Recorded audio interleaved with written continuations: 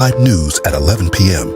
is where you find out what's happening now across Metro Atlanta. We begin tonight with breaking news out of Cobb County, where a neighborhood is now...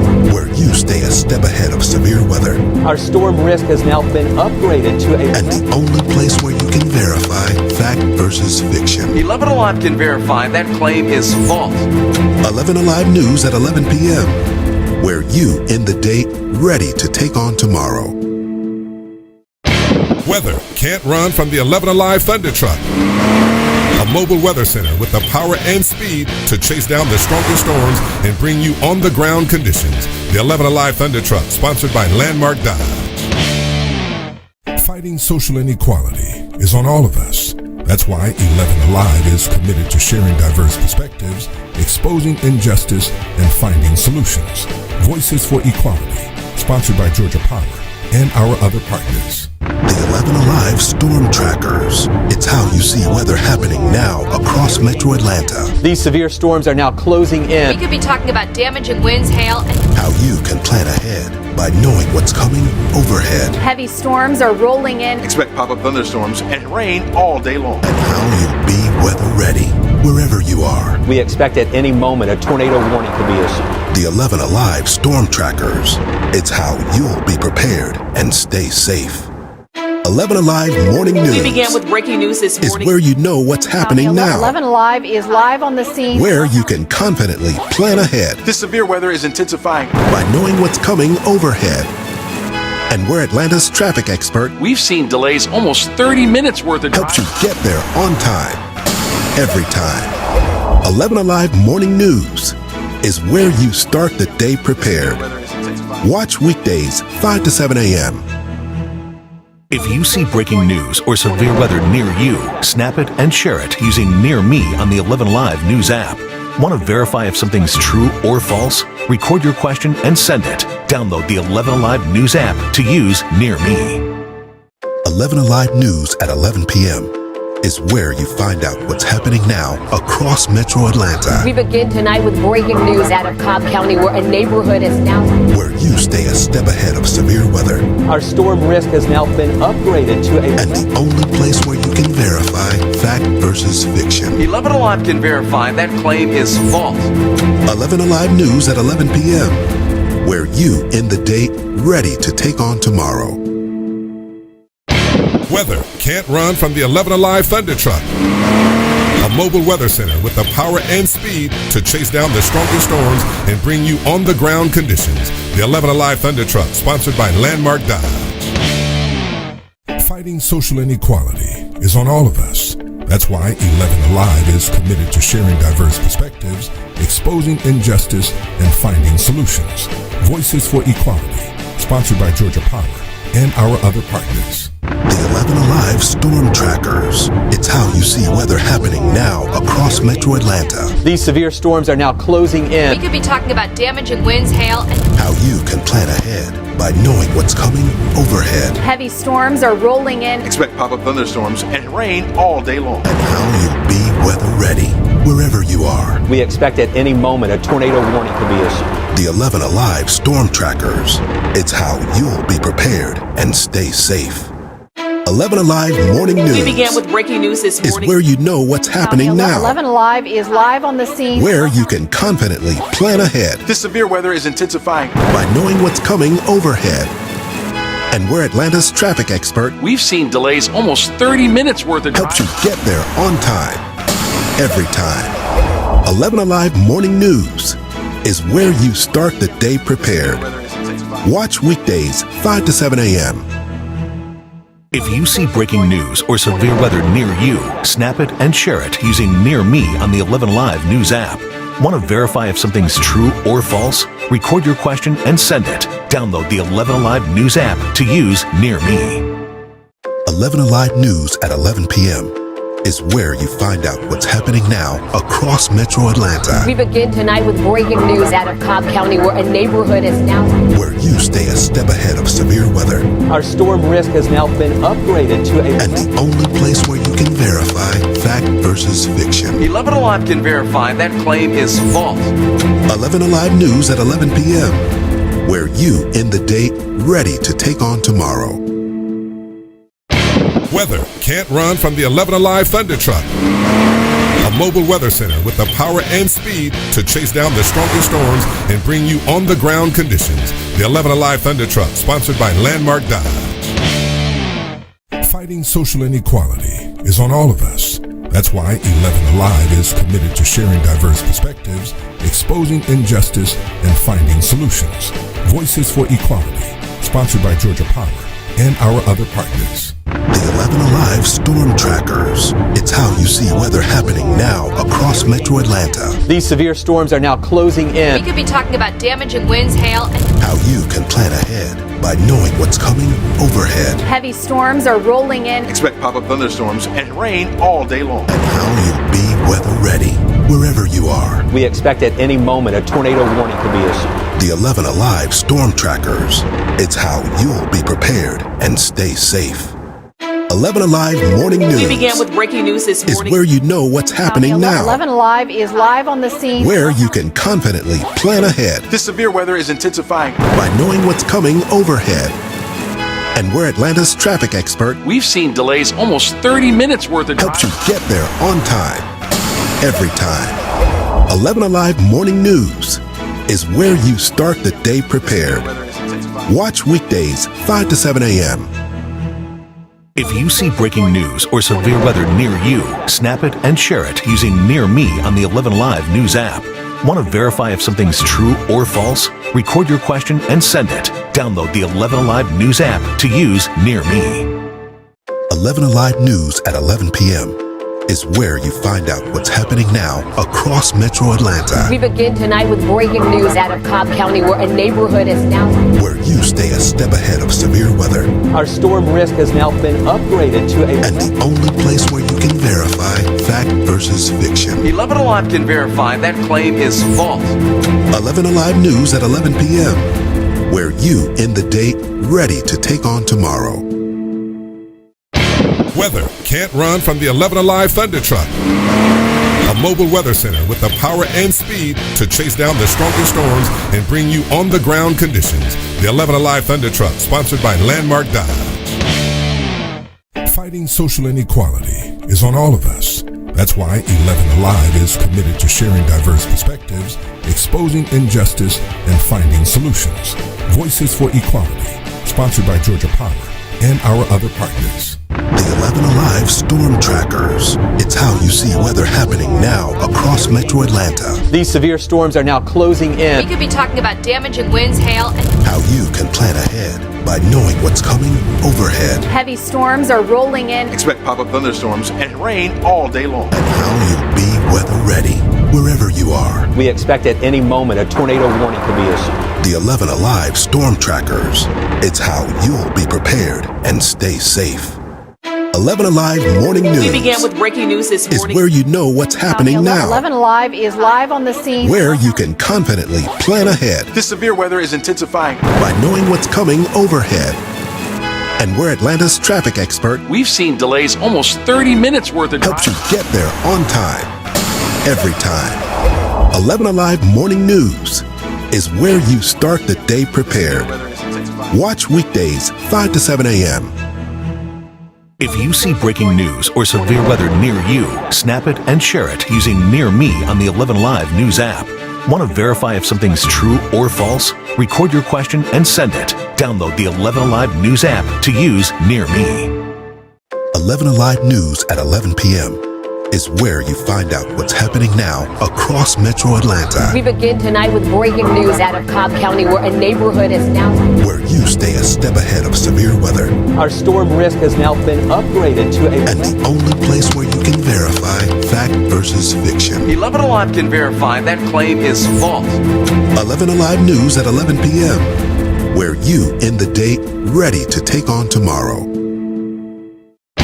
Weather can't run from the 11 Alive Thunder Truck. A mobile weather center with the power and speed to chase down the strongest storms and bring you on-the-ground conditions. The 11 Alive Thunder Truck, sponsored by Landmark Dodge. Fighting social inequality is on all of us. That's why 11 Alive is committed to sharing diverse perspectives, exposing injustice, and finding solutions. Voices for Equality, sponsored by Georgia Power and our other partners. 11 Alive Storm Trackers. It's how you see weather happening now across Metro Atlanta. These severe storms are now closing We in. could be talking about damaging winds, hail, and How you can plan ahead by knowing what's coming overhead. Heavy storms are rolling in. Expect pop-up thunderstorms and rain all day long. And how you'll be weather ready wherever you are. We expect at any moment a tornado warning could be issued. The 11 Alive Storm Trackers. It's how you'll be prepared and stay safe. 11 Alive Morning News we began with breaking news this is morning. where you know what's happening now. 11 Alive is live on the scene. Where you can confidently plan ahead This severe weather is intensifying. by knowing what's coming overhead. And where Atlanta's traffic expert We've seen delays almost 30 minutes worth of helps you driving. get there on time, every time. 11 Alive Morning News is where you start the day prepared. Weather is intensifying. Watch weekdays 5 to 7 a.m. If you see breaking news or severe weather near you, snap it and share it using Near Me on the 11 Live News app. Want to verify if something's true or false? Record your question and send it. Download the 11 Live News app to use Near Me. 11 Alive News at 11 p.m.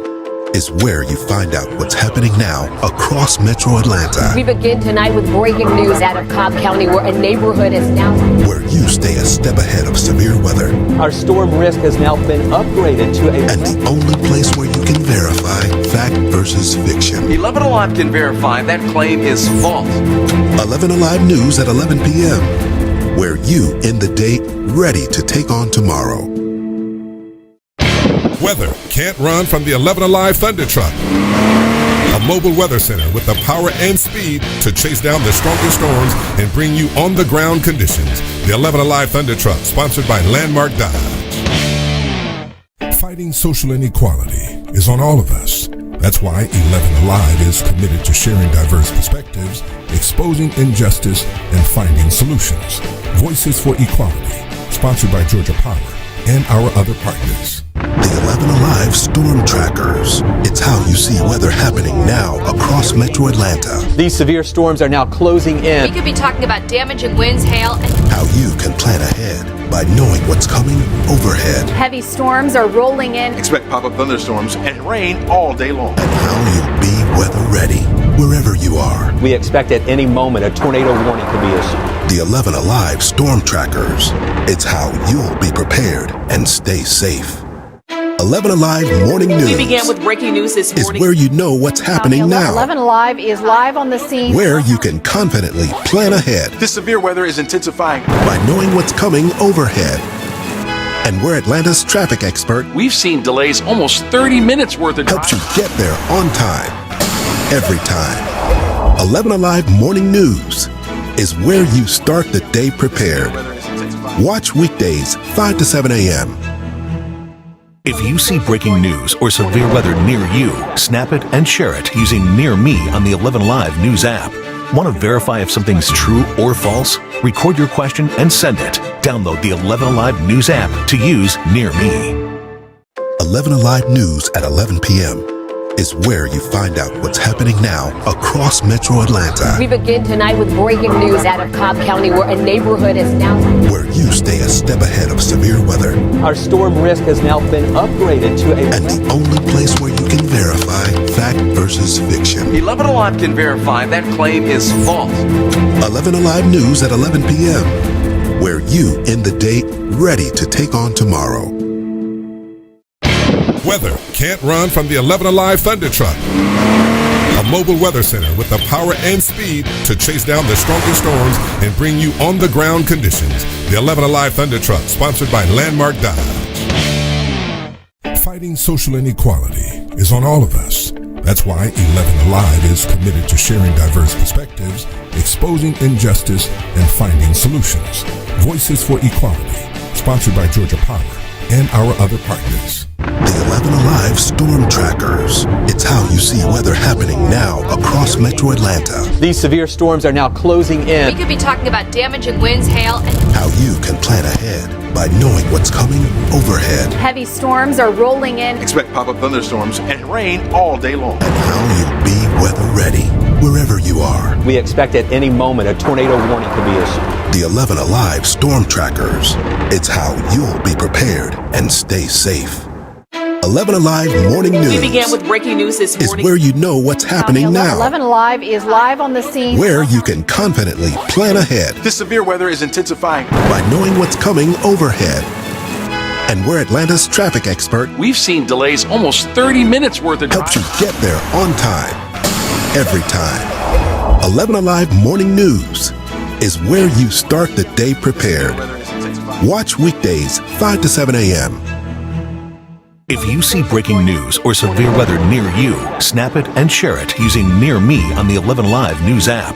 Want to verify if something's true or false? Record your question and send it. Download the 11 Alive News app to use Near Me. 11 Alive News at 11 p.m. is where you find out what's happening now across investigation. And there are no constitutional separation of powers or sovereign immunity or statutory limits on that jurisdiction and authority if what they're doing is a criminal investigation. Well, I think that overstates it a bit. We've been navigating. There are all sorts of limitations. There's attorney-client privilege, there's legislative privilege, etc.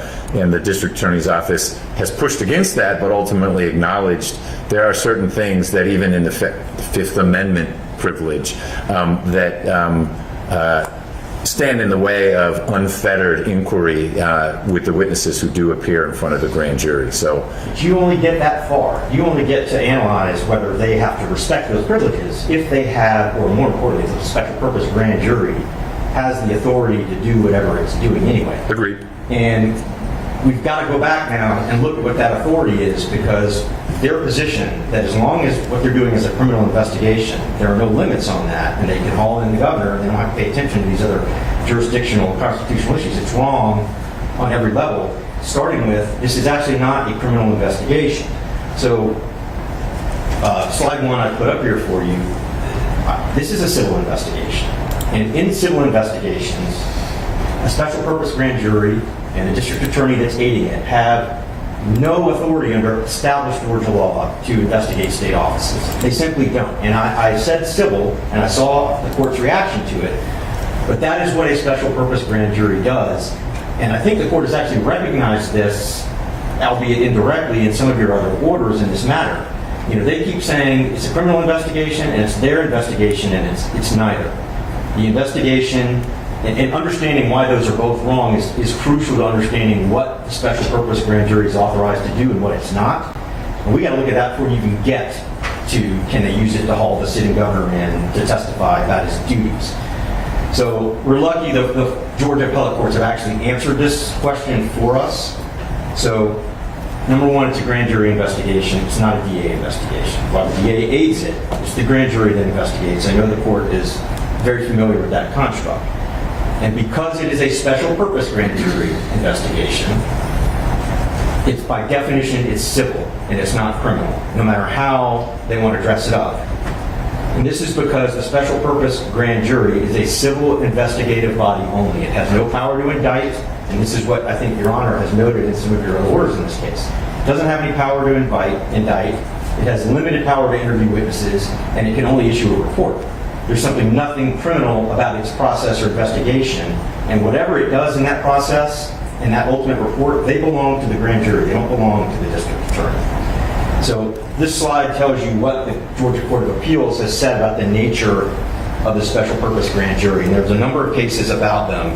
The first one was the State versus Bartell case from 1996, in which the Court of Appeals was trying to figure out, does it matter whether this grand jury came under the special purpose statute or the regular grand jury statute? And they said, no, it doesn't matter, because what this particular grand jury, the regular grand jury, is doing was civil, not criminal in this particular case.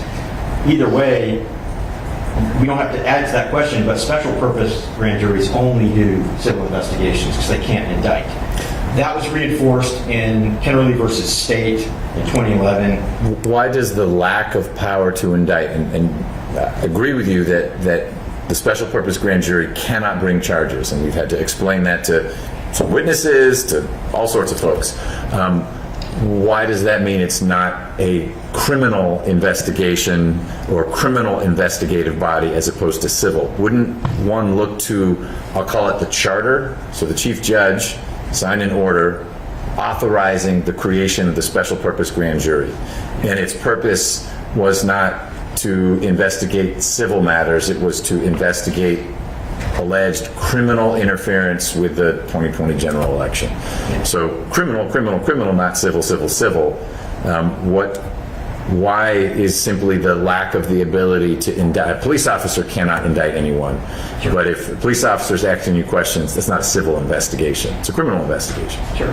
And it would trigger different constitutional concerns, obviously. And the Court of Appeals cases that have answered this, they're the only cases in the state that have actually looked at the nature of a special purpose grand jury on this question. They haven't expanded, particularly helpfully on that distinction.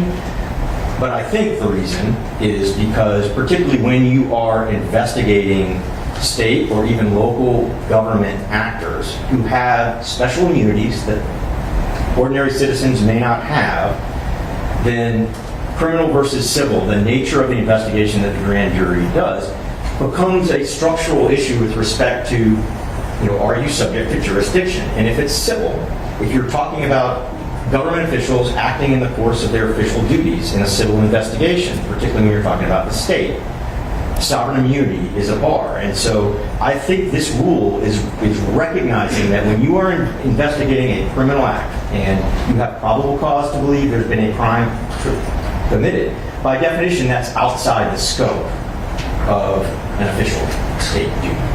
And so I think that's where the courts are drawing that distinction. And answers your question, but we don't have clarity from the appellate courts about your specific question, is it indictment or not? But in these cases, and I'll urge the court to read them, they say if the grand jury can't indict, if it can't make a presentment, and all it can do is issue a report, then it's civil, it's not criminal. And they view that distinction as important. But here's why it's particularly important in this case. What about on the federal level? Because I know this isn't your space, but this executive privilege is being imported from a lot of federal cases. So federal grand juries, they can investigate civil, they can investigate criminal. If it is a criminal investigation at the federal level, but it's merely designed, I guess it's tricky because there are no special purpose grand juries. That grand jury is a multi-purpose tool. It may be used at that point only to investigate. And the U.S. Attorney's Office gathers enough information and says, we choose not to present an indictment to that grand jury. But what do you know about what federal case law says about sovereign immunity and a federal grand jury if the focus is criminal activity, not hey, should we have remunerated the people whose land we took more, but it's focused on a RICO allegation? I know enough to be dangerous. Okay. For your side or the other side? For everybody. Okay. I don't want to tell you, with certainty that I'm about to tell you an issue of law that I'm correct on, particularly with respect to a federal criminal investigation of a sitting executive officer, right, of the president. I think the Supreme Court has said you can't do that while the president's in office. Okay, but this is not an investigation of the governor. It is not an investigation of the governor. Again, as I understand the theory of the investigation, if the governor were to fall into a category, it would be victim in his official capacity. So that's not the right framework, because I understand that there might be limits to say you can't executive, but Department of Justice, you cannot use a grand jury against a sitting executive president to investigate that individual, but that's not this situation. It's not, and I think the federal cases that are applying sovereign immunity to subpoenas give you that roadmap, right? They are telling you that unless the state has said one of our people can be a witness in your proceeding without sovereign immunity being waived, you can't do that. But the Supreme Court has looked. It's interesting to see that they cited the Paula Jones case against Clinton to say, look, we can haul in a sitting president if we want to. I mean, the Supreme Court in that case said that conduct has nothing to do with the discharge of his official duties. You can call him in for a deposition, but I think what's interesting is they said that case ain't going to trial until he's out of office, because you cannot interfere with the performance of his official duties. I don't think this is any different. And Mr. McAvoy can talk about the ethical guidelines that go to prosecutions and why, separate apart from whether there's a Supreme Court case that says federal grand juries can't haul in the president to be a witness in an investigation of some other person's crime. DOJ guidelines say you don't do that during an election season. Even if you've got a really good reason to talk to somebody, if they're in an election and you have authority to talk to them, you still don't do it. All right, so that's we're getting off topic. We'll get to that. So, all right. So here's the problem. You've got these cases. Can you go to slide 2, please? You've got these 2 cases that come out of the Georgia Court of Appeals, these Floyd County cases. And these related to a grand jury that Floyd County had. There are 2 different grand juries, 2 different cases. But what the Court of Appeals said in these 2 cases, and the one you need to look at in particular is the Henry Floyd County grand jury presentments for May term 1996, 225 Georgia Act 705 at the bottom of the screen. The Court of Appeals said, look, you're a county grand jury. You do not have any statutory authority to investigate state offices or state officers. Particularly in this, the one I just quoted you was a special purpose. It was not a special purpose grand jury, but it was conducting a civil investigation, just like this special purpose grand jury has to do. It says you can't use a civil investigation, local grand jury, to write a report that is derogatory to a state officer. That is beyond the scope of your authority. You can't do it. you keep calling it a local grand jury. What is the local part, other than to make it sound like we're out in the sticks? Well, I think because there's a distinction in the hierarchy of sovereignty in the state between state and subordinate political bodies. And a county grand jury, which is authorized by a county superior court judge, who, by all means, whose authority we respect greatly. But that wasn't my point. But there's no other grand jury in Georgia. There's federal. That's right. And there's a state grand jury. This is a state grand jury. It doesn't have statewide authority necessarily, but I just want to make sure I wasn't missing something that the Attorney General believes, well, I actually could convene a special grand jury that has statewide. It's a grand jury that is required to be convened by a county superior court judge who's elected by a local county electorate, not statewide, and overseen generally, unless there's an Attorney General involved, by a local county prosecutor. And so I think what this case is saying is, look, these 2 cases, you can't, the state has not suborned its sovereignty to these local bodies in this way. If you're going to investigate the state, in this state, that authority rests with the Attorney General, the governor, ironically, and the General Assembly, and each of them have been given that authority by statute or constitution or both. So, you can look at them. OCGA 45-15-17 is the statutory authority that says, Attorney General, you can investigate state offices. And then 19 is General Assembly, you can do it too. What you won't find, and what these cases say you can't do, is have a county grand jury doing a civil investigation of state officers or state offices. So I point this out just because, reading their position, which is as long as we think it's criminal, we can do what we want, and we're not bound by any limitations. Maybe we have to go back and look at this and say, well, wait a minute, is this a criminal investigation? And the courts say the special grand jury can't do that.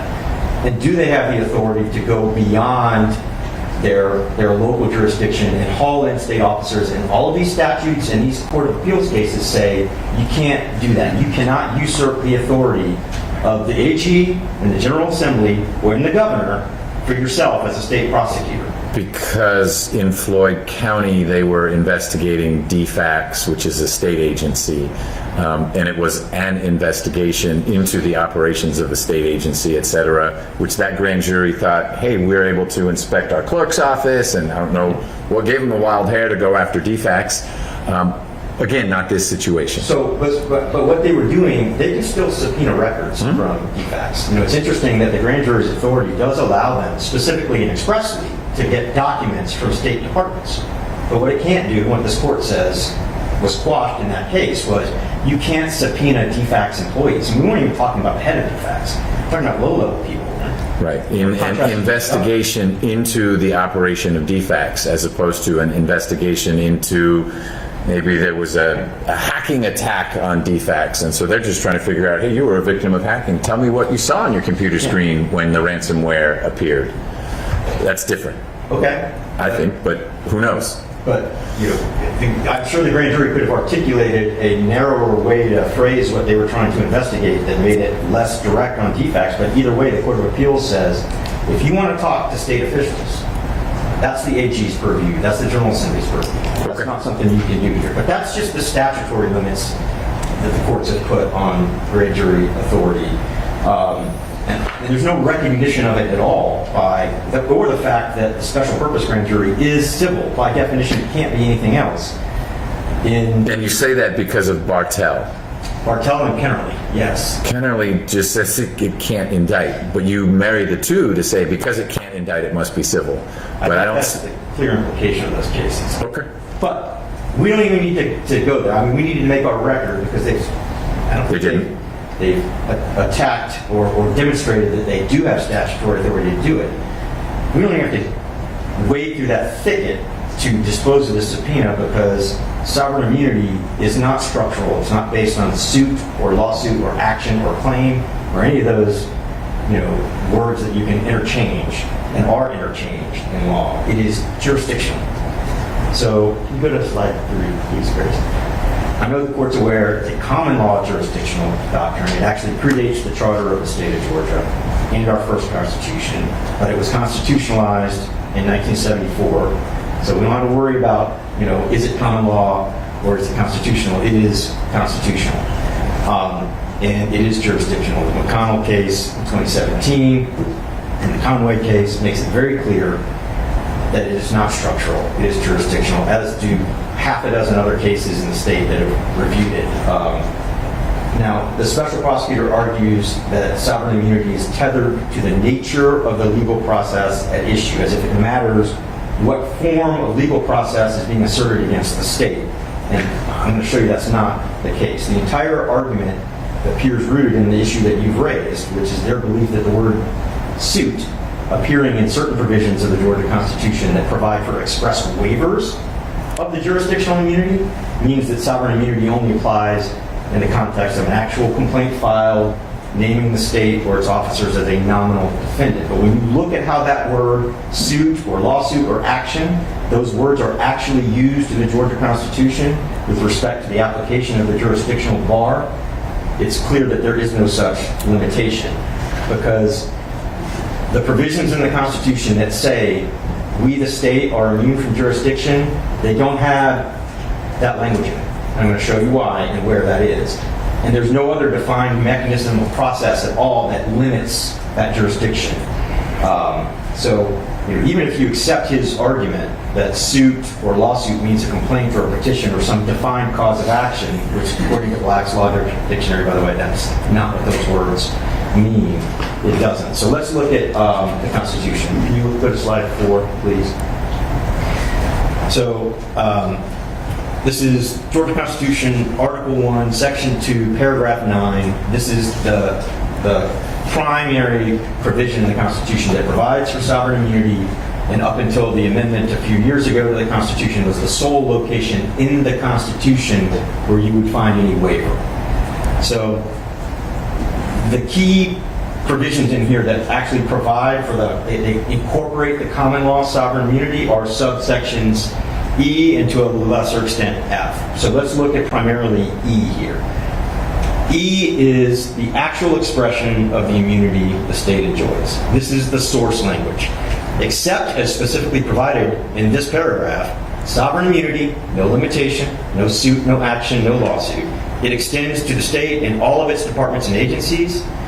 The sovereign immunity of the state and its departments and agencies can only be waived by an act of the General Assembly which specifically provides that sovereign immunity is thereby waived in the extent of such waiver.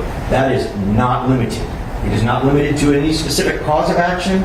As you know, you very articulately laid out the history of the Supreme Court's look at these provisions over the last 10 years. Last week, they are issuing opinions that expand the scope of that and clarify, making sure that people who are concerned that they don't know what it applies to know it applies to everything. But if you look at this source language, it is not limited. It doesn't say sovereign immunity, the state enjoys it only for suits, lawsuits, actions, claims. That's just simply not what it says. So where does that language come from?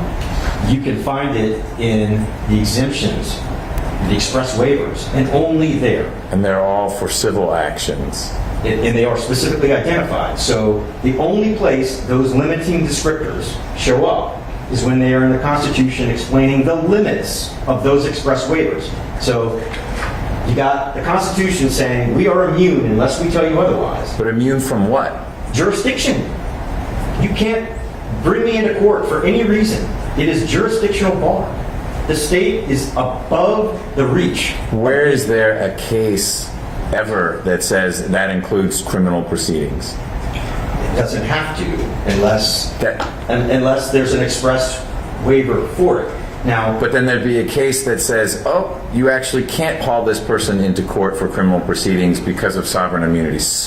One of these local prosecutors with a local judge would have tried it, and if sovereign immunity prevented a state actor from being hauled into court in connection with a criminal investigation, there'd be a case about that. And your brief says nothing about that. So I guess that's what we don't need to quibble about what suit means. Pick your word: suit, action, complaint, etc. The dividing line, as I understood it, civil and criminal. And there were no cases in your brief. You have mentioned no cases yet. It's what I would have led with. Oh, look at this case from the Georgia Supreme Court, Georgia Court of Appeals, wherever. It says, hey, sovereign immunity also applies to criminal actions. Because, of course, the state is an actor in a criminal action. And so this notion of importing sovereign immunity gets kind of sticky because it's state versus state. And I appreciate you've used the word local in front of everything. But if there were an indictment from the grand jury that processes the special grand jury report, that indictment wouldn't say local Fulton County. It would say state of Georgia versus list your people. Some of them might be state actors. And I don't believe those state actors could say, oh, sovereign immunity, you can't indict me. But I could be entirely wrong. I'm just waiting to see that case that says if you're in the criminal realm, sovereign immunity doesn't apply. Isn't that the argument of the district attorney's office? Okay, so that appears to be their argument. So pretend it's my argument now. Say why that doesn't work. Just because you label it criminal doesn't make it a criminal proceeding. Okay. Courts said that, right? And that's your argument that, look, this special purpose grand jury, it's actually a civil thing. And if you're right, civil, I agree. Sovereign immunity, I don't see any waiver anywhere. But indulge me for a moment. So you know what? It's a criminal investigation. The only discussion is criminal statutes. The only concern is, was there criminal interference with the 2020 general election in Georgia? So it's a criminal investigation. No jurisdiction? It's an investigation into whether a crime was committed, but it's not a criminal investigation because it cannot result in any criminal indictment or presentment being made.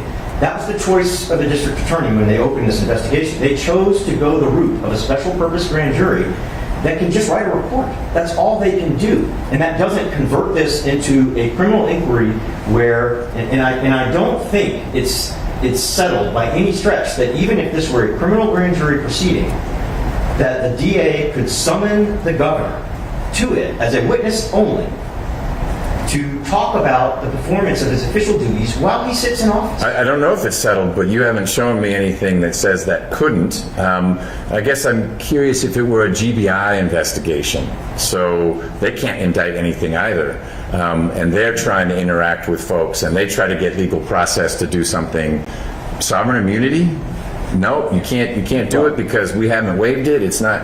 I think what you're bumping up against is the fact, even though it doesn't say civil in Article 1, Section 2, Paragraph 9, sovereign immunity applies to civil actions, suits against the state. But if it's criminal, it is the state. The state is the actor. Justice Blackwell gave us the history lesson a few years ago. He and Peterson, I mean, we got a lot of history lessons. We got a lot of lengthy decisions, but they're not really complicated. And what they're saying is, and the reason we had this constitutional amendment a few years ago is because that Lathrop versus Deal case came out and basically said, sorry guys, you got nobody to sue. Like, we don't. To bring a civil lawsuit against. In that particular case, yes. But what they said was the sovereign immunity is a jurisdictional bar that is virtually absolute.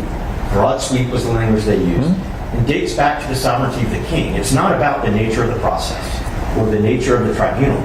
It's about whether the state, like the king of old, has consented to jurisdiction. Now, The king of old couldn't be compelled into any court if they didn't want to go to. We're a little bit more sophisticated than that, and we've said, you're the king, state of Georgia, which includes its chief executive, the governor. But we're going to carve a little bit out of that, and we're going to say, unless the state has put it in the Constitution, or the General Assembly has done it, and the governor, ironically, signs it, Right. you're above the law as far as process and tribunal is concerned for your official duties. And this is really the key point here. They are not trying to summon the governor to talk to him about things that were outside the scope of his official duties. They want to talk to him about what he's doing in office, performing his duties. He's the king for purposes of sovereign immunity's jurisdictional bar, unless the Constitution or the General Assembly has said otherwise, and they haven't. Now, you're not going to agree with me. I don't think that the special purpose grand jury is a criminal. It's civil, and I think that answers the question. But the governor is not above the law. He's never contended he's above the law. He's just the king. Subject to the limited. He's the state, right? He's not the king. He's the state. But that immunity of the state, which his office has to enjoy and protect, not just for the performance of his duties, but for the next governors and the next governors. Yes, the state enjoys, in the Supreme Court's words, absolute immunity unless it is consented otherwise through these processes, General Assembly or Constitution. It doesn't exist. And I don't think we or the governor have the luxury of pretending that that immunity doesn't exist and is a jurisdictional bar because it's politically convenient for him to do so. Mr. McAvoy is going to talk to you about all the efforts that the governor has made to try to engage with this investigation.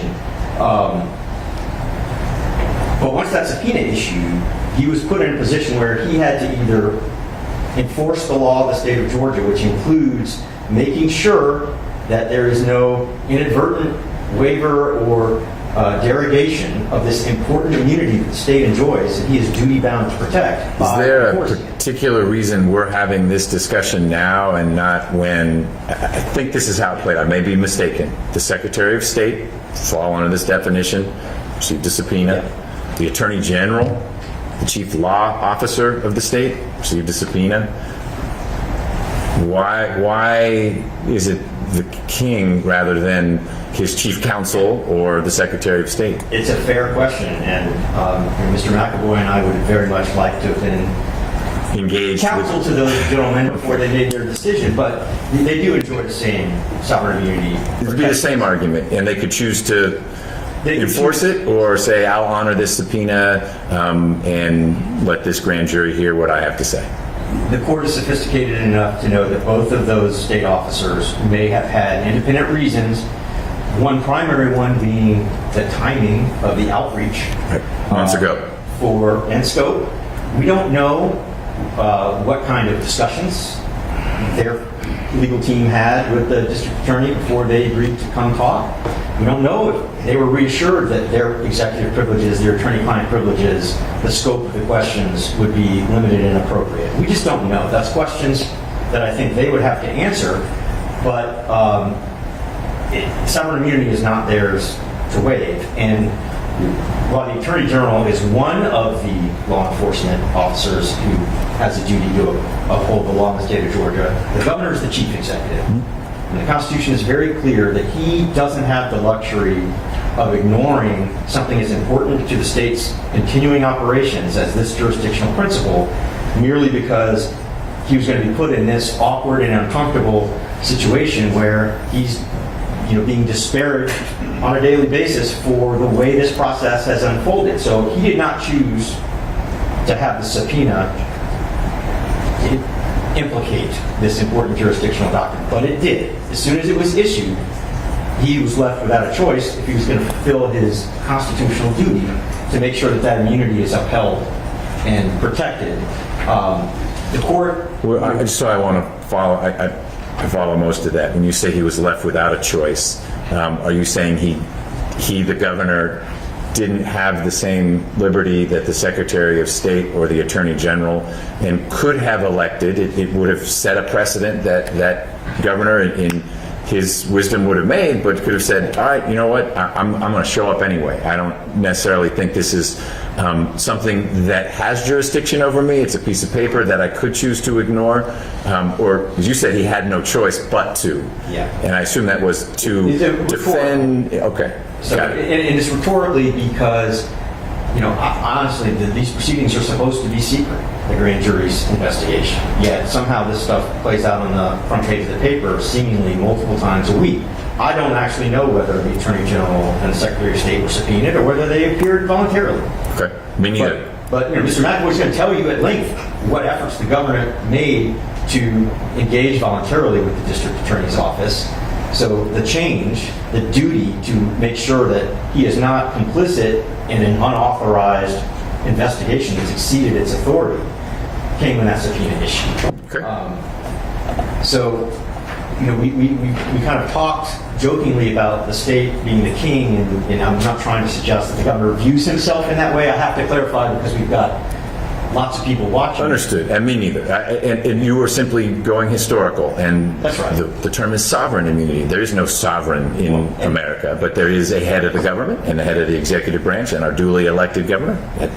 That would be where sovereignty starts. That's right. And the principle derives from the king. And so you have to understand that context to properly apply the principle here. But the governor doesn't think that he is beyond any reach of law. He's just beyond the reach of this particular subpoena because there are other mechanisms if the state needs or wants to investigate the official activities of the governor. That legal authority does exist. It just doesn't exist with this special purpose grand jury. It exists with the Attorney General, with the General Assembly on multiple levels. And constitutionally there are proceedings, we've seen them at the national level, where the legislatures can hold the chief executive accountable for violations of law or other misconduct related to the official performance of his duties, but they get to do it under separation of powers. Not with a slightly different setting again. Again, my understanding is not that the purpose of the subpoena was to hold anyone accountable, but to gather information, investigate. It's a body that can't hold anyone accountable. So I'm going to wrap up, I think, with that point. The governor wasn't looking for an unnecessary fight with an important branch of his administration. But he does need to defend the important constitutional and statutory limits of the grand jury's authority to protect the next sitting governor from what, I'm not suggesting it's misuse here, some might, but the next governor needs to know that his office is protected from perhaps an overzealous administrator of a special purpose grand jury. So we are here asking the court to follow the clear law, what we think is the clear law of the state, and hold the special purpose grand jury to that law, to its statutory limits and to its jurisdictional limits. We think the subpoena is ultra vires. It's due to be quashed for lack of jurisdiction. And I'll leave the court with this. It's kind of where I started. If there's any doubt in the court's mind about where these lines are drawn, we're going to need appellate clarity on this. And the proper avenue here is to defer to the protection of the constitutional principles and the state's sovereignty, defer to the jurisdictional bar until the appellate courts tell us that's not the right way to do this, to answer the questions that you've asked. So we would urge the court, if you have questions or concerns about the reach of sovereign immunity here, that you give us the quash order and let the state take it up if they want, and we'll get the clarity from the appropriate appellate court. All right. Thank you. Mr. Wakeford.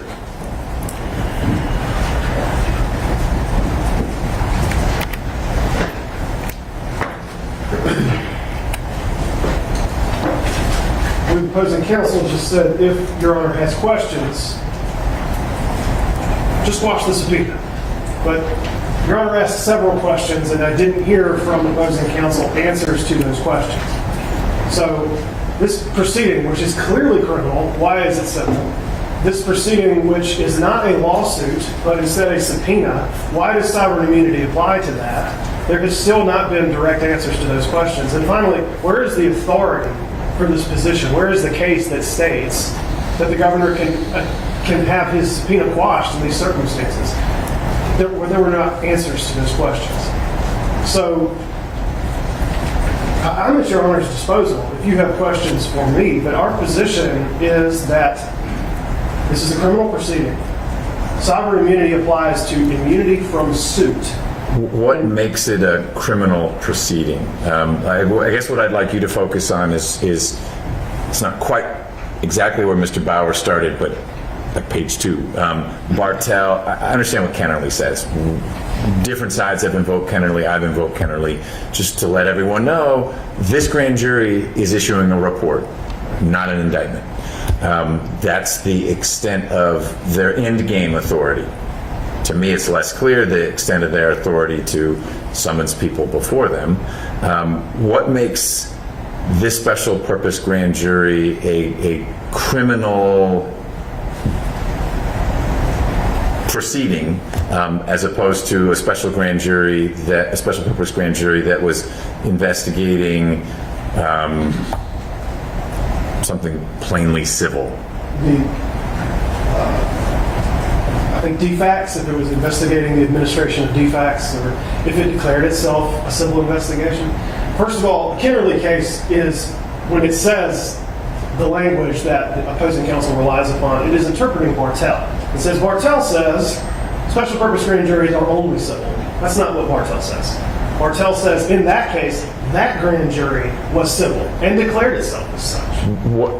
What do you know what the special purpose grand jury in Bartell was tasked to do?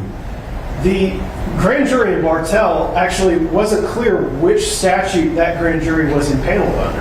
And the court in Bartell ultimately says, it doesn't matter, because it says it's a civil grand jury. It could have been under the regular grand jury statutes or 1512. Because it had to do with the oaths that were administered, yes. and so, gosh, which provision should they have used? Right.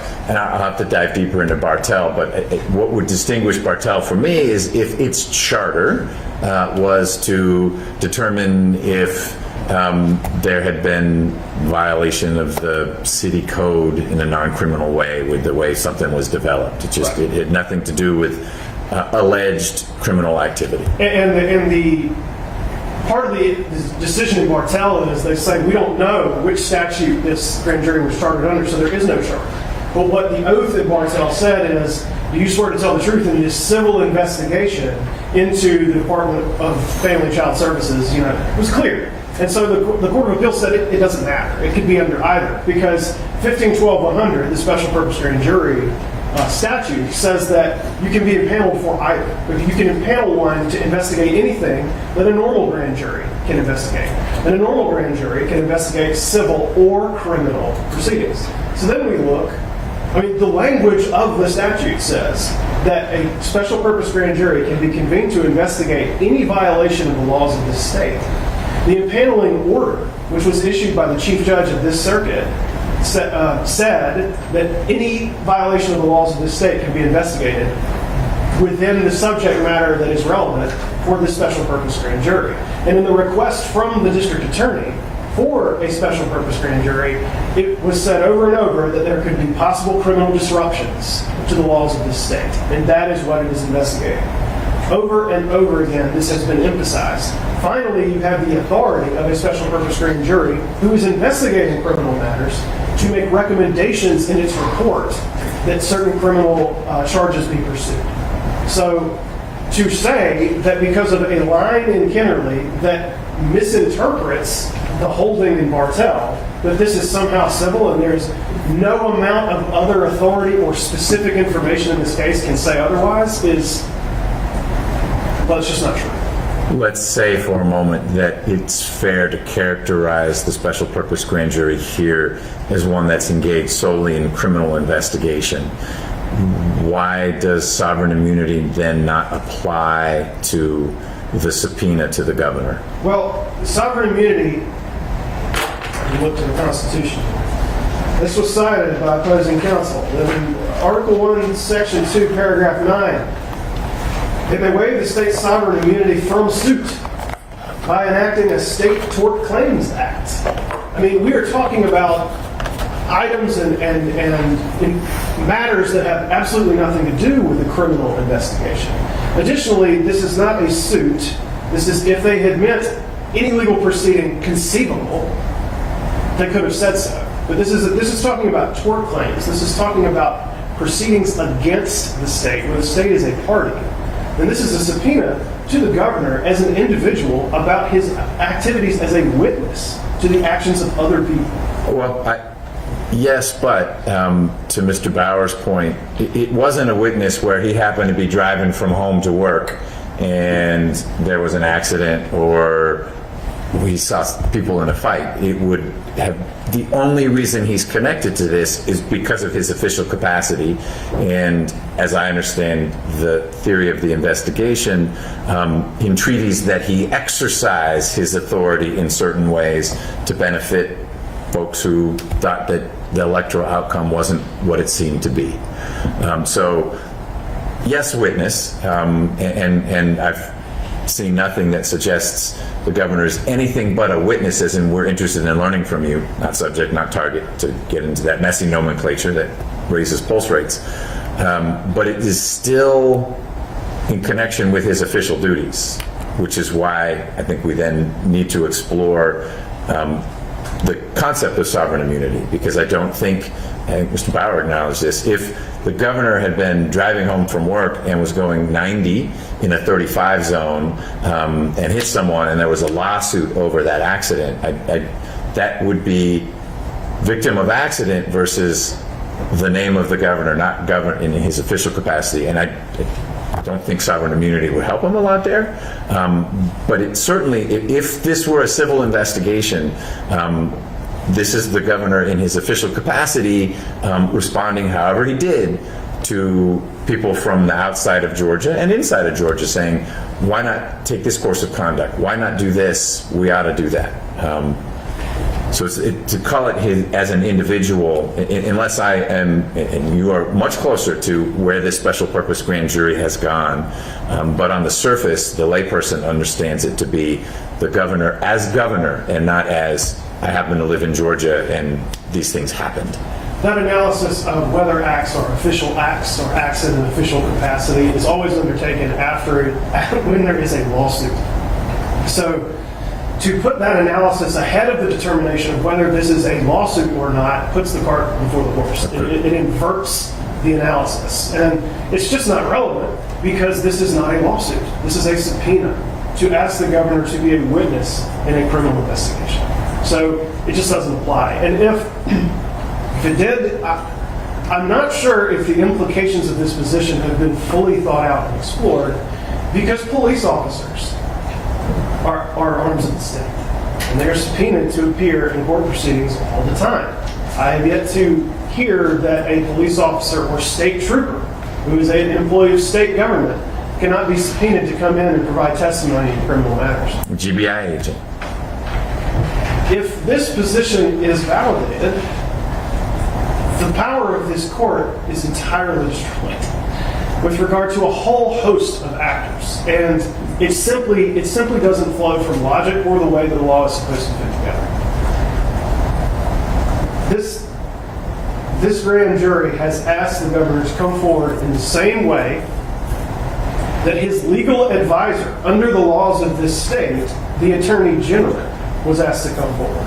And as Your Honor pointed out, this is the first we are hearing of this argument. And yet the legal advisor to the governor has come forward. At no point was there a motion before this court from the Attorney General saying sovereign immunity applies. Okay, but that doesn't make the argument a stronger or a weaker argument. The timing is peculiar, but we've explored that, and Mr. Bauer, I think, helpfully reminded me there are a bunch of different reasons why different state actors would make different choices upon receiving an invitation from the special purpose grand jury. We're confronted with this motion at this point in time, and the merits of the sovereign immunity argument I don't think hinge on when in the course of the investigation, or even more so when in the course of the interactions and trying to get some communication between your investigation and the governor's office. It's come up, and we need to engage, all of us, both sides and myself, the merits of the argument and not so much the timing. Aside from that, Your Honor, the application of the Floyd County cases, which specifically speak to the regular grand jury statutes authorizing specifically civil investigations into state offices, simply do not apply in these circumstances for reasons that should be obvious. This is not a regular grand jury authorized to investigate a civil matter. It is a special purpose grand jury specifically authorized to investigate criminal matters. So I believe our position is clear and was clear in the briefing and has been clear here today. There is no application of sovereign immunity in these circumstances. And this is not a lawsuit. Sovereign immunity would be, the application here would be a contravention of decades or centuries of practice in this state. They have presented no authority to indicate to this court that this court should grant quashal on this basis. And unless Your Honor has additional questions, I believe our position on this matter is clear. I have one last, and I'm importing from the federal side, but this notion that summonsing in an active executive, sitting president, sitting governor, sitting mayor, the executive of whatever level of government you're looking at, that's the issue. So yes, maybe there's immunity, but there's also just the policy practicality of we don't do that because we need to let that individual perform his or her important function, and when the sun sets on that administration, then let's have that conversation with the person who occupied that office. Well, there's no authority, again, for that position in the state of Georgia. There is no gubernatorial immunity from process, whether he is the king of the state or anything else. There is no basis in the law for a position like that. The governor is not the equivalent of the president. Additionally, I believe that there's sort of two considerations. They sort of say that he's the sitting governor and therefore he can't be pulled in, but there's no basis for that. And then there's also citation to cases under federal law that invoke the TUI doctrine, which is specifically promulgated in federal courts to say that federal bureaucrats cannot be forced to testify over without the authorization of their superiors. That is wholly a creature of federal law, has absolutely no application under Georgia law, and shouldn't impact this court's analysis at all. Right. I think the word is agents and not bureaucrats, but yes, that is what TUI does. That is definitely what TUI does. Okay. I appreciate that. Mr. Bauer, was there anything you heard that you just can't let go by, or can we transition to the next topic? I get paid by the hour, Your Honor. I got 2 points. Okay. Not by the word, by the hour. Right. Okay. So I'll try to remember. It is not our burden to show there's a waiver of sovereign immunity, right? The Constitution says we have it. It's jurisdictional. The only way the governor in his official duties can be hauled into court for any reason is if there's something, and maybe you've seized on something that I haven't found, that says if it's criminal and he's a witness, he can do it. You have the authority to do it. But under the construct of our Constitution, we don't have to give you that authority that says you don't have the authority. They've got to show you the authority for the waiver, and they haven't done that. They've said, we haven't done it, but that's flipping the burden on its head. The default is the state is immune from process, absent a waiver. They've got to show you the waiver. That is indeed what the law says. If sovereign immunity applies to that situation. And so what I heard the state, meaning the district attorney's office, argument to be is we don't need to point you to a waiver because sovereign immunity applies to suits, actions, etc. And you've responded, I get that, but I think the two sides are talking past each other a little bit, and definitely past me, because you don't have the burden to show that immunity applies. They need to show there's a waiver. Someone has the opportunity to show me a case that says, oh, and by the way, that applies in the criminal context. Sure. And I just haven't ever seen that case. We will soon. This is a civil proceeding, so we haven't looked for that case for you. Okay. We will. But the only limitations to lawsuits, claims, actions is when the General Assembly, and in that language that he pointed you to, I think, answers the question. Right? He pointed you to subsection A of Article 1, Section 2, Paragraph 9. It says the General Assembly may waive the state's sovereign immunity from suit by enacting a State Claims Act. That doesn't say the state only has sovereign immunity for suits. It says we're immune, that's what subsection E says, unless the General Assembly does something to reduce that. And what A says is we're giving you, General Assembly, direction that one of the things you are authorized to limit our jurisdictional bar on is a State Tort Claims Act. So, General Assembly, you don't have to worry about this sovereign immunity being a problem for tort claims against the state, because we are telling you in the Constitution you can do that. You can say immune from suit by enacting a State Claims Act. It doesn't say these are the only things that we're waiving immunity from, or we need a waiver of immunity from.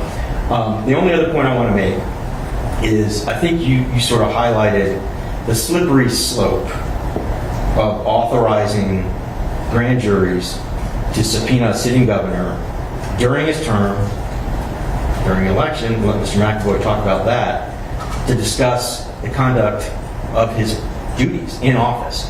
And you distinguished the cases I cited for you by saying, well, maybe they were investigating defects, and that is beyond the scope of their authority. But what if the grand jury is investigating the mayor's office? It's not beyond the historical realm of possibility in this city. And what if the mayor, who in past times might have been in regular communication with the governor, as one would expect, with two important chief executives in the same state? Does that give every grand jury that's investigating a potential city crime the ability, during the governor's term, to say, you're going to come in here and be a witness in our investigation to talk about your performance of your duties in office? I think sovereign immunity says you can't do that. You have to find another way, state, to prove your case without infringing on the chief executive's immunities and privileges and separation of powers protections, unless we've said specifically you can do it. Now, of course, the separation of powers is executive, legislative, and judicial. Correct. Of the third one. Prosecution, governor, they're all in the same branch. So we're not separating a whole lot when we're pitting a criminal investigation against your theory that sovereign immunity actually includes criminal investigations. Now, the reason it's a separation of powers constitutional concern, I know that Justice Blackwell would have agreed with this, is because this is not the DA issuing a subpoena to the governor. It's the grand jury. It's the grand jury and this court. And that raises a problem that Justice Blackwell has written about, that I don't even know if the courts of this state could enjoin the governor in a claim in which sovereign immunity theoretically doesn't apply. So that's what I think the problem is here. We appreciate the court's time and attention to it. You're welcome. What's next, Mr. McAvoy? Your Honor, before we turn our attention to executive privilege, if I could just respond to one issue regarding criminality of special purpose grand jury. Okay. I think an important distinction as you raised, and if you look at Rule 6 of the Federal Rules of Criminal Procedure and what federal criminal grand juries are authorized to do, that's return indictments.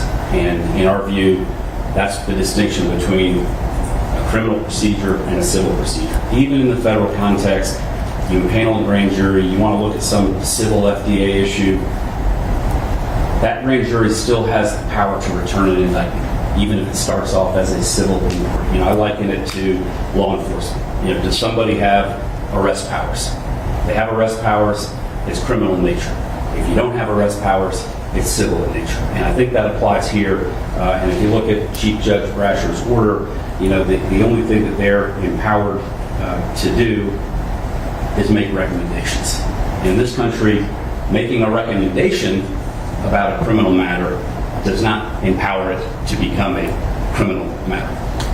Does the GBI ultimately make a recommendation to the Attorney General's office about whether to seek an indictment of a statewide gang matter that they've been doing? So that's a little bit different, right? I mean, there is dual jurisdiction, and now the FBI has dual jurisdiction. The FBI can investigate something criminally, but make a civil recommendation. And we see that in the False Claims Act context all of the time. It's frightening for somebody like me, but it happens.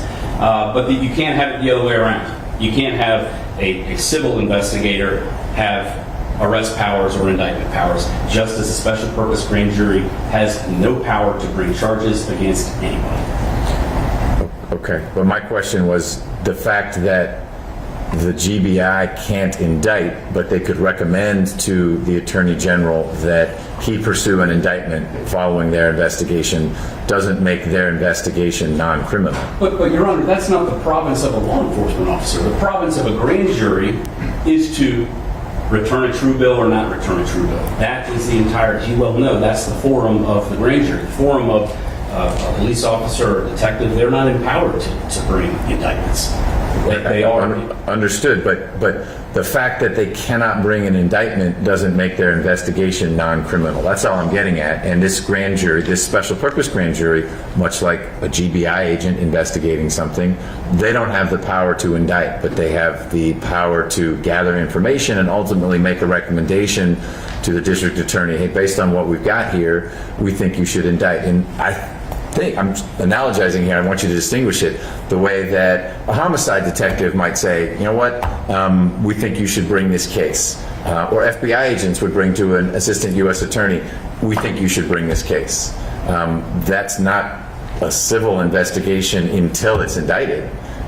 Your Honor, that's not the role of a grand jury, historically, is to either bring criminal charges or not. This is a unique body, right? They're not authorized to bring criminal charges. I understand that it's related to some potential criminal case that may or may not be made down the road, but they don't have the power to bring criminal charges, and we're just trying to make the distinction between criminal and civil. If you have the ability to bring criminal charges, it's a criminal matter. If you don't, it's not. Okay. Your Honor, I was going to address the executive privilege issue. Some of the other issues that we're going to discuss are kind of interwoven between one another. And I just wanted to provide a little bit of context, historically, as to why we're here and how we're here. And one thing Mr. Wakeford said is that Governor Kemp was, quote, asked in the same way to be here as Secretary of State and the Attorney General. I think that's not really true, and we'll sort of walk through that. But it's important to note, by way of background, as Your Honor has, that Governor Kemp is just a witness in the matter. Governor Kemp is someone that's ardently defended the rule of law. He took appropriate steps to protect the integrity of Georgia's election process. He certified the presidential election on November 20th, 2020, just as the Constitution and state law provide. He's now been identified as a witness in this investigation. And the most important point, Your Honor, is he has been willing to engage in this investigation since April of 2021. Despite the fact that we have the belief, as Mr. Bauer explained, that the court and the district attorney's office and the special purpose grand jury lack the jurisdiction to bring him in, we've been engaging voluntarily. Now we're in the middle of an election cycle for really the most closely followed gubernatorial race in the country. There may be one or two others that are close, but this is certainly up there. And this is happening coincidentally or otherwise, as this high-profile and politically charged investigation and Governor Kemp's role in it are reaching a crescendo. The intersection of law and politics in this way, we believe, shouldn't be happening on the eve of an election. And despite our willingness to engage, we're just asking that the rule of law be closely followed in this matter. And we're going to talk a little bit about the political impact that this is all having later, but just observe while we're talking about the special grand jury that it's impaneled until May of 2023. The district attorney's office has publicly stated repeatedly that it is in no rush to complete this investigation. It's likely to last through the end of this year. So that I can put what you want to share in context, because the politics of this aren't my domain.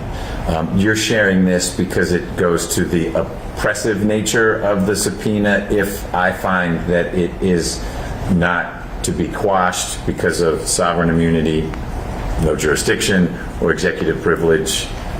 We'll have to hear that argument, but because I want to make sure there's a point. You have aired very publicly through your pleadings, and the district attorney has provided her perspective in pleadings about some of the back and forth and the tit for tat and the politics. That's not my space, and so I don't want to open this proceeding up to here's how we think the race is going for the governor, and we think it has this political spin or that. I don't think this is the right forum for that. And you may not have been going there, but I just want to make sure there's a good purpose for you to explore what you want to explore, since the slide in front of everyone says political impact of the subpoena. Yeah, I'm sorry. I will get to that, Your Honor. And we are asking for quashal and or modification on several bases. One is executive privilege, the other is attorney-client privilege, and the other is the improper purpose of the subpoena, which is sort of what this overview is meant to sort of tee up. And later in the presentation, we'll be showing Your Honor, as Your Honor has seen, what the relevant policy statements are around conducting an investigation like this during an election cycle. So our position, and Your Honor may disagree, but our position is it is within Your Honor's province to take some action if Your Honor sees fit. And listen, I don't want to repeat everything we've said in our brief, and I do want to be very respectful of the court's time, but given the importance of this matter to Governor Kemp, I do want to be thorough. And strike the right balance. I'm working on it. The one thing that is a little bit unusual, and there are a lot of things that have been unusual in how this has been handled, just in my experience, is our effort to engage. For whatever reason, this interview that was supposed to happen by September of 2021, it didn't happen. It didn't happen in the beginning of 2022. It matriculates into the spring, past the primaries. At that point, we asked that it be pushed, and the district attorney's response was that it's unable to agree to push the date of a future voluntary interview past the date of the general election. That's curious to us. I'm not sure why that is, and I'm sure that the district attorney will talk about that. But that time frame, it only serves to increase the risk of unfavored political impact, which we'll get to. And so, I just say that as to kind of tee up the discussion around executive privilege, which is one of the things that we have been trying to discuss with the district attorney's office, as this court has encouraged with other witnesses since April of 21. And so I want to talk about the application of executive privilege generally, and then also specifically to this case. And the latter is a little bit more complicated because we learned about what they wanted to talk about for the first time on Tuesday evening. But I first want to address the application of it generally. And I think, Your Honor, in our papers, we made it pretty clear that courts in other states have applied executive privilege to governors. And so just as a starting point, you acknowledge that there is no codified, either in statute or case law, executive privilege in Georgia. No. You are seeking to import that concept to this situation. That's right. In the state's response, this is a little bit unusual for me. The state says, nor notably have the remaining 49 states rushed to bestow such privilege, the executive communications privilege, upon their respective governors. By way of example, see State ex rel. Dunn, Dan versus Taft, which is an Ohio case. And then they have this quote. And so we looked at that case, and lo and behold, they cited a dissenting opinion. So the only case that they cited that says executive privilege does not apply to a governor actually says it applies to a governor. In Ohio. In Ohio. In that case says the governor has an executive communication privilege that applies to communications to or from the governor when communications were made for the purpose of fostering informed and sound gubernatorial deliberations, policy making, and decision making. The state then goes on to say, the DA's office then goes on to say, the special prosecutor goes on to say, movement cites only 2 cases to support the claim that several states have found the existence of this executive communications privilege. I thought that the pleading being 121 pages was probably long enough, but for Your Honor and the district attorney's review, we've got 10 other cases that I was going to make reference to, and rather than repeating the cites out, if I could approach and provide these to Your Honor. And I've also included a copy of the Taft decision. Before you go further with executive privilege, I may have misunderstood in your original brief. Are you arguing that executive privilege precludes all testimony, or it, like attorney-client privilege, legislative privilege, would cabin the governor's testimony, should he testify, in certain ways? Because if it's the latter, I don't.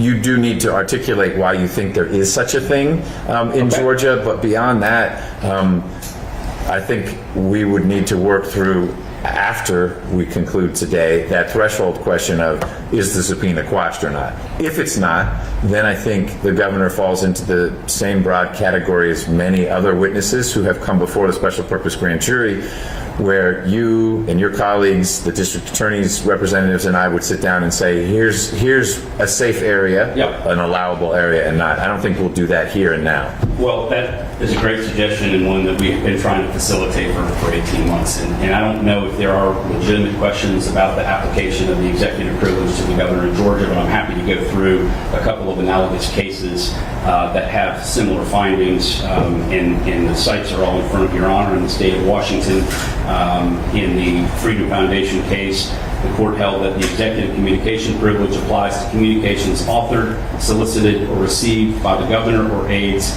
for purpose of fostering informed and sound gubernatorial deliberations, policy making, and decision making. In New Jersey, in the Nero case, the governor has a privilege to protect the confidentiality of communications pertaining to the executive function. In California, in the Times Mirror case, you don't. I see they're all listed here. I can. They all apply to the governor, Your Honor. And so, I understand Your Honor's point. There's not a case directly on point in Georgia saying that the executive privilege applies to the governor in the same way that it applies to the president. But it's the Attorney General's position that it does.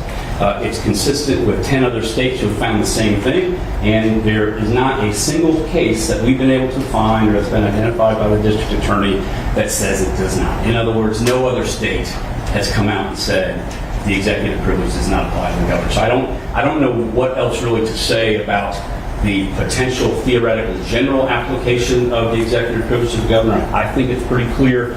But to Your Honor's point, I'm happy to kind of move on to the specifics. Okay. And Judge, this does require a little bit of context, if you will indulge. One of the things that, since we first engaged with the district attorney's office in April of 2021, when we were dealing with the initial prosecutor named Sonia Allen, we spoke with her in April of 21 when they indicated they may want to speak with the governor. We asked if we could come in and sit down and discuss areas of inquiry. They didn't respond to that. I wrote an email to the district attorney on June 16th, made the same request. I said it may facilitate the process if we can have a conversation about the areas of inquiry. That never happened, and as Your Honor is well aware, I think there are 5 or 6 other requests where we have asked to come in and sort of give a proffer of testimony so that we can facilitate these complicated evidentiary issues, despite our belief that we have no obligation to do so. And so I thought that this issue of attorney proffer has become kind of this controversial issue in this case. And I think that Your Honor has an understanding of what an attorney proffer is, but I just wanted to go over my understanding and what we had hoped to accomplish, because in my experience, both as a federal prosecutor and a defense attorney, an attorney proffer is one of the most commonly used tools in any significant investigation. The purpose is to afford... So it is frequently used, but it takes two. And if the district attorney's office isn't interested in doing that, and they think that the way to move forward is a subpoena, we got to where we are. So I'm going to ask you to focus on the subpoena, why it applies, why it doesn't, if it does apply, how you think it ought to be constrained. I appreciate that, Your Honor. But Your Honor did ask why we're here. okay, in how we got here. And we did agree, the district attorney's office did agree in writing to allow us to conduct an attorney proffer. Okay. And then that didn't get to happen. And then everything changed. On June 13th, it was unilaterally revoked. We had dates. They asked for dates for attorney proffer. I gave them dates, June 24th and June 27th. This was anticipation of a voluntary interview, July 25th. Then on June 13th, we get the rug pulled out from under us. There will be no attorney proffer. And you got to give us, by the way, different dates. Actually, we given August dates, and then on June 13th, the special prosecutor said those dates are no good. You're not doing an attorney proffer. Governor's got to come in sooner, and you don't give me new dates within 48 hours. We're going to issue a grand jury subpoena. This is the first I'd ever heard of a grand jury subpoena because we've been operating in good faith for over a year. And I noted the change in tone and said, well, there's no reason to threaten a grand jury subpoena. And I got well, it's not a threat, it's a promise. And I think the last time I heard that line, I was riding around a big wheel. But we understood that the position had changed. And so then we provided those dates within 48 hours. But the hope was that we could still facilitate some conversation about the subject matter that would be discussed with the sitting governor who was agreeing to voluntarily come in. Okay, it didn't happen. And so, what is interesting is what has happened since. It's somewhat, even when Your Honor was conducting a hearing on June 22nd regarding some similar issues, and Ms. Pearson asked, at a minimum, you'd ask the state, the DA's office, provide buckets to us before the people are brought in.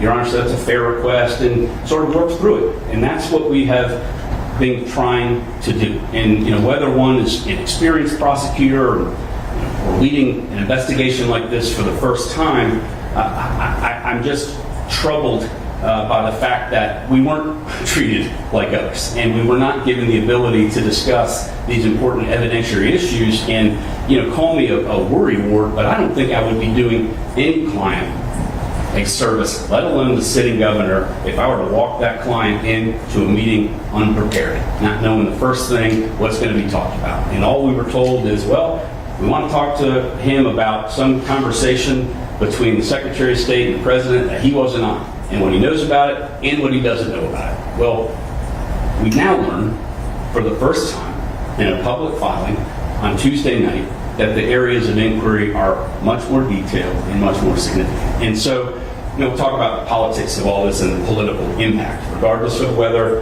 it's politically motivated or not, the ABA and DOJ policies focus on political impact. This has clearly had a political impact. It has a political impact when in a public filing for the first time, you list all these areas of inquiry. And so I don't know what purpose that serves. In other words, I'm trying to figure out why we were not able to have that conversation with the district attorney's office that we've been requesting for over a year.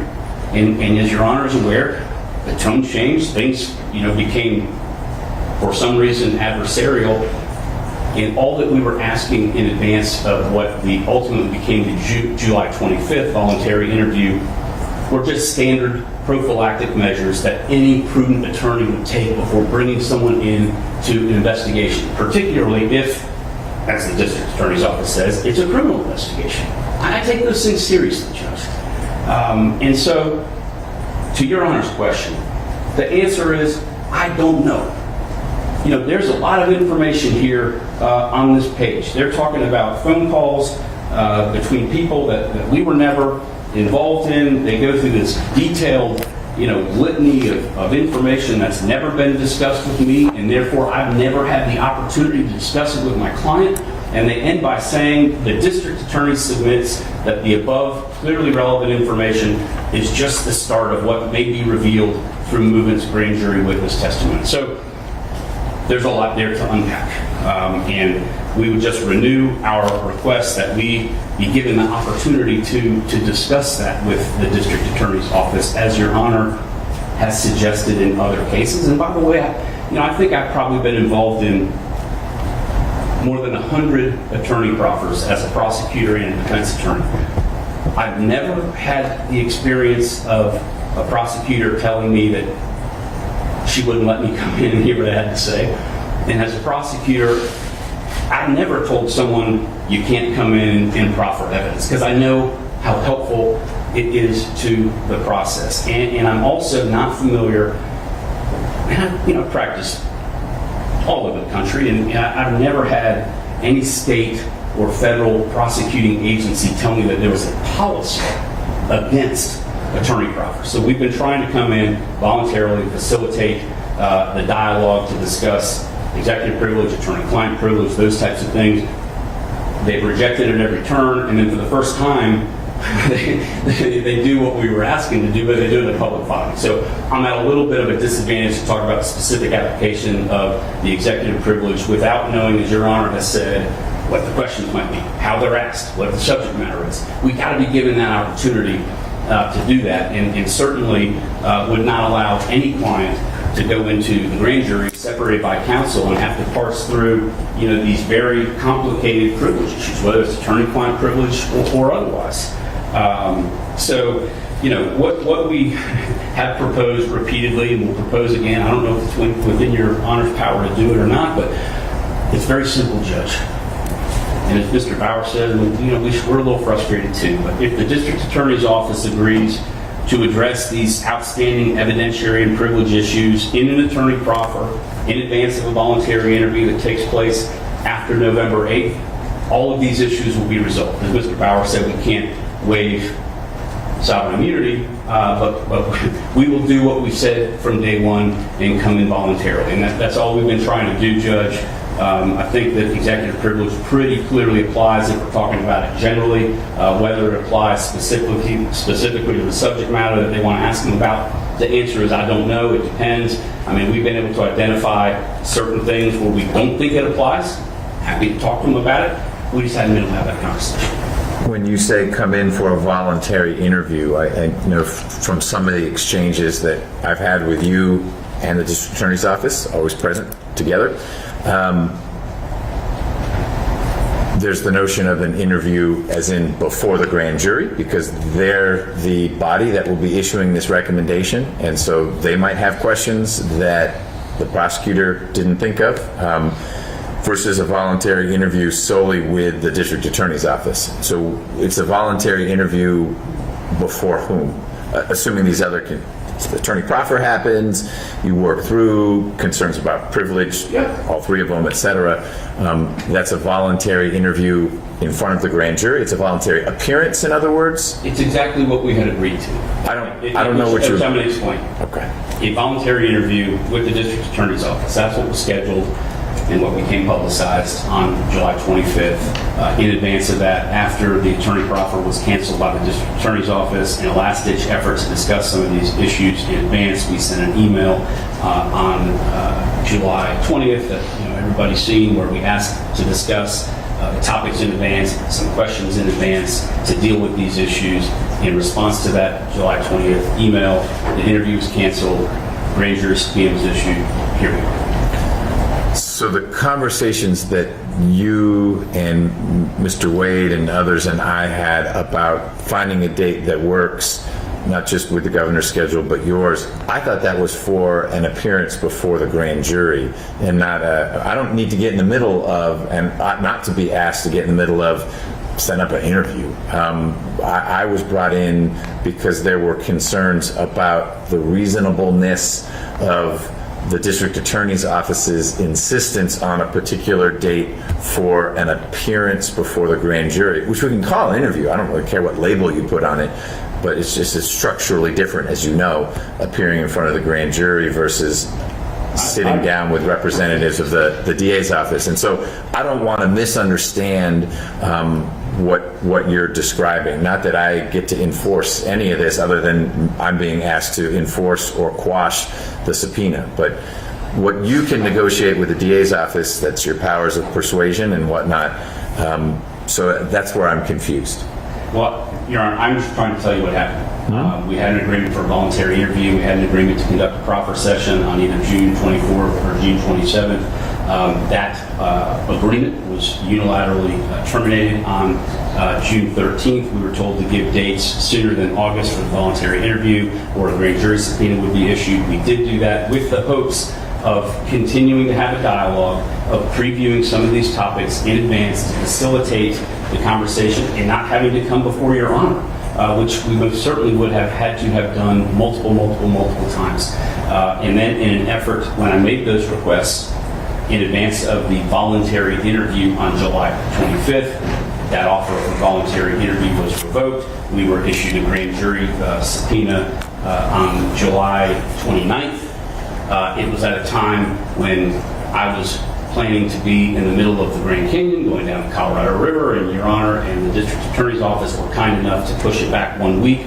And it was during that period of time where we were trying to assess what our options were. We were put into this box, okay, where we then had to invoke sovereign immunity because we still were not given any clarity about what would be discussed. And it wouldn't be proper for any lawyer to take their client in, let alone the sitting governor of the state of Georgia, under those circumstances. And, this has all been sort of highlighted and very well reported in the media, and that will get to the discussion that we have later about the political impact, but we did not want to be here. So I'm clear, voluntary interview is different from grand jury appearance. Right. Okay. All right. Thanks. I think I guess I'll hear from the district attorney's office. I guess we're talking about executive privilege.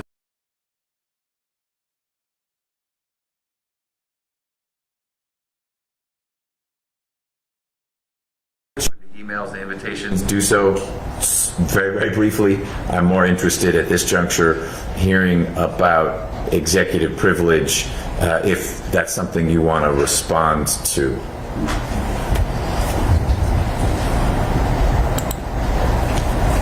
Very briefly, Judge. It always makes me nervous. Not just from you. It just has become abundantly clear to the state that Mr. McAvoy is going to respond in a manner that he gets across a message that's not even relevant. The court has consistently stated to Mr. McAvoy and our side that the court is not interested in hearing certain aspects of even the pleadings. Mr. McAvoy has ignored that, as he has done throughout this process. He's ignored our communication. He's ignored clear communication to him because he wants to drive the way that the state is proceeding with its investigation. Mr. McAvoy clearly is not in favor of the state electing to not move forward with a interview outside of the grand jury process or the special purpose grand jury room. The state is elected to do that. That is not Mr. McAvoy's call. That rests solely with the district attorney, and the district attorney has made that decision through the power of the special purpose grand jury. Mr. McAvoy starts to talk about an email exchange between the two sides, which the court has clearly stated it does not have an interest in, and we will not go there. However, Mr. McAvoy made specific reference to his email, and I'd like to address that briefly here. In Mr. McAvoy's email, he outlines requirements. He said, these are the requirements for our client to come and sit and speak with you. One of the requirements is we are to get in advance, well in advance, each and every question that's to be asked. Well, that's not his call, and that's not the state's position. The state's position was that his client would come in and speak in front of the special purpose grand juries, just as a host of 30 plus other witnesses have done. That's all.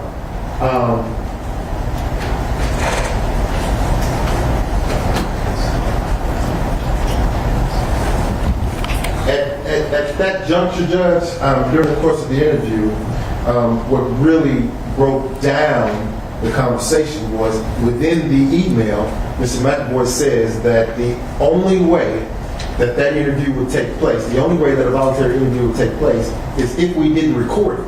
Well, Our intent was to record it so that the special purpose grand jury could see and hear for themselves what the testimony was accurately. Well, that's an issue. If we can't record it to show the special purpose grand jury accurately what was reflected during the course of the questioning, then it becomes too much of a control issue. Mr. McAvoy was attempting to control our efforts to ascertain the information that we were seeking. Now, I did say briefly, that's brief. I'll allow Mr. Wakeford to come and address the other issues in the court. All right, thank you for sharing that. Mr. Wakeford?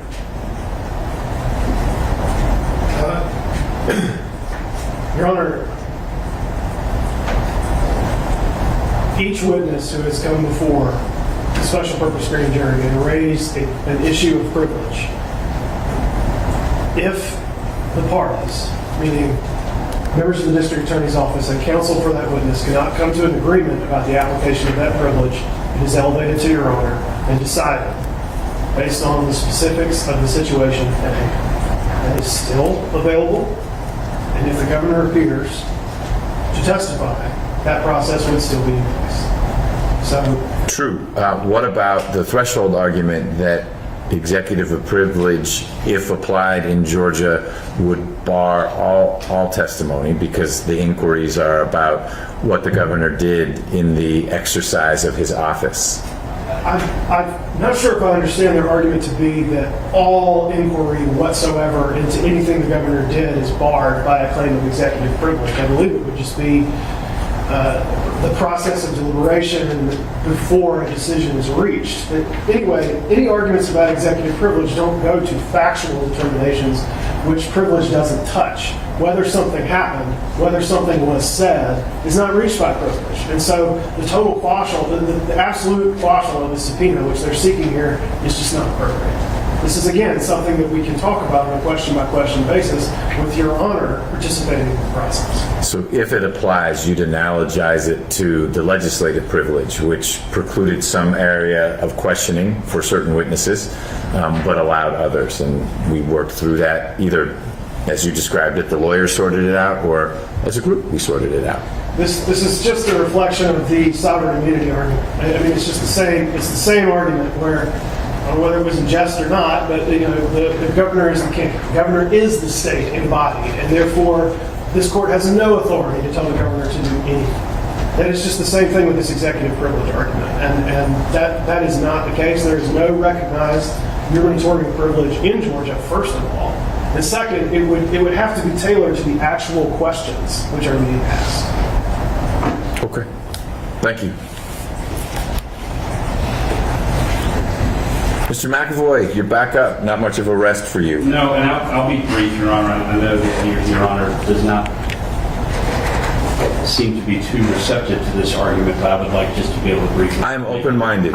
Expand my horizons. I will say that on the executive privilege, it applies to documents and other materials that reflect presidential decision-making, and it applies to pre-deliberative and post-decisional materials as well. So our view is it is pretty broad. I agree with the DA's office. We may be able to carve some things out that he can talk about, which is what we've been trying to do. Happy to do it under the right circumstances. But the problem and the final ground that we believe is appropriate for quashal is because of the significant political impact that this investigation has had on Governor Kemp. The timing of the investigation and its political impact have reached a point, we believe, where it has been violative of existing DOJ, ABA, and national prosecution standards. And they all direct that any political impact should be avoided, quote, such investigative action that could impact the outcome of an election is greatly diminished once voting has concluded. The ABA's criminal justice standards provide similar guidance. These standards, which are, quote, intended as a guide to conduct for a prosecutor actively engaged in a criminal investigation or performing a legally mandated investigative responsibility, state when, due to the nature of the investigation or the identity of the investigative targets, any decision will have some impact on the political process, such as an impending election, The prosecutor should make decisions and use discretion in a principled manner and in a manner designed to limit the political impact without regard to the prosecutor's personal political beliefs or affiliation. And finally, the ABA, the Criminal Justice Standards, Standard 3.6 on prosecutorial investigation says, whether one agrees that this investigation, what I just read was from the ABA. And so there's been discussions about whether this investigation is politically motivated, whether it's not, whether one agrees that it is politically motivated or not, and I think there's some evidence to suggest that it is.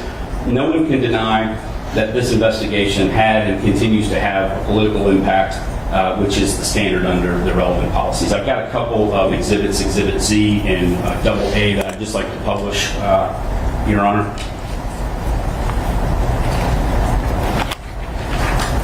And these are just representative examples of what happened out in the world hours after we believe we were forced to file our motion to quash. Okay. All right. So, look, I understand you've got political candidates trying to gain traction with some segment of voters, but as an attorney and not a politician, it doesn't sit well with me, and it doesn't sit well with the policies that I've just enumerated. Obviously, we've discussed and debated, had a very reasonable debate about the refusal to testify, right? I don't think it's because he'll do anything to win an election, right? So, these things happen, as I said, hours, that's 9 p.m. on April 18th. I think we filed our motion around 4:45 that day. It's having a political impact. But what's having that particular impact was the decision to file the motion. And I will do my best to refrain from descending into the political chaos that I know some folks really, really want to talk about, and the pundits can do that. But was not, setting aside the sovereign immunity concerns, and I'm not minimizing those in any way, but setting those aside, would not the path of least resistance, least attention, least political fire from any direction to have been, we agreed on a date. You were available, you had confirmed the governor was available, appear, come in through a secure entrance, leave. It's a non-event. I may be missing it, but because it's in your brief and because you argue, look, there's these political impacts, it's not fair, and per all the policies that you correctly cite, DOJ, ABA, et cetera, isn't the answer, how about November 15th to come in for whatever coming in means? Right now, that's not the posture we're in. But Z happened because what had originally been negotiated didn't happen. That's right. Okay. Is that where we are, Judge? I mean, is that where we are in society, in our legal system, where I don't believe anyone should be punished politically or otherwise for the invocation of a legal right of privilege? That's what's happened here. We didn't want to be here. We agreed to something. They disagreed. They created a controversy. We had to respond. Who benefits from that controversy? Not Governor Kemp. He doesn't benefit from that. And I don't think it's fair to punish Governor Kemp for invoking a legal right of privilege that, by the way, he doesn't have the authority to waive sovereign immunity. And by raising it, what is he hiding?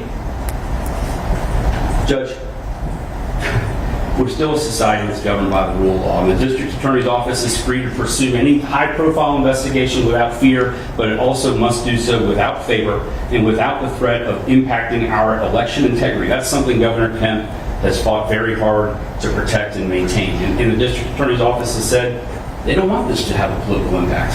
And I appreciate that. And so the easiest thing to do is to kick this down the road 75 days. I mean, Your Honor is well aware of where we are, what state we're in, what race we're facing, and the governor ought not have to suffer political consequences for invoking a legal right. I think the district attorney's office would agree with that. And so it's our position.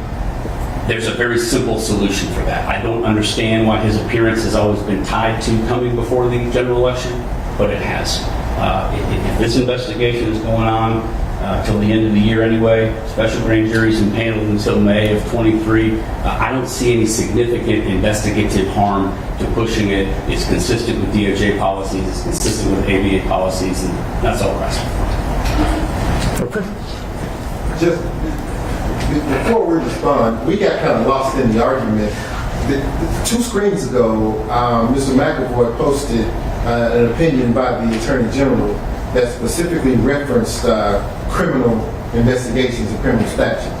Well, not 20 minutes ago, the argument was this wasn't criminal. So we got kind of lost in the argument. Is it criminal or is it not?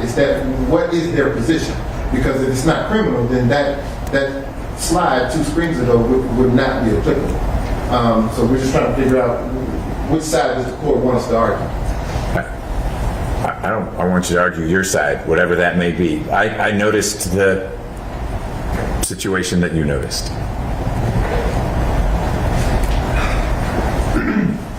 You don't have to sigh every time you come up. Do I do that every time? Dude, If it's not that bad. That's a sign I've been before Your Honor far too much. Okay, so refraining from sighing, Your Honor.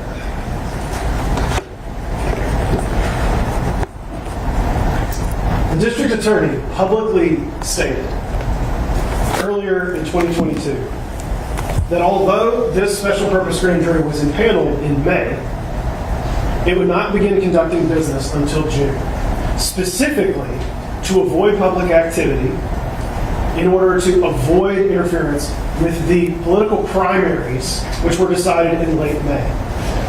In those contests, perhaps no one was more visible for obvious reasons than the governor's own contest against an opponent whose involvement and opinions about the matters relevant to this special purpose grand jury could not have been more public, more vehement, or more vitriolic if you watch the debate between the 2 individuals before the governor's primary. That was a specific delay which the district attorney publicly stated she would take.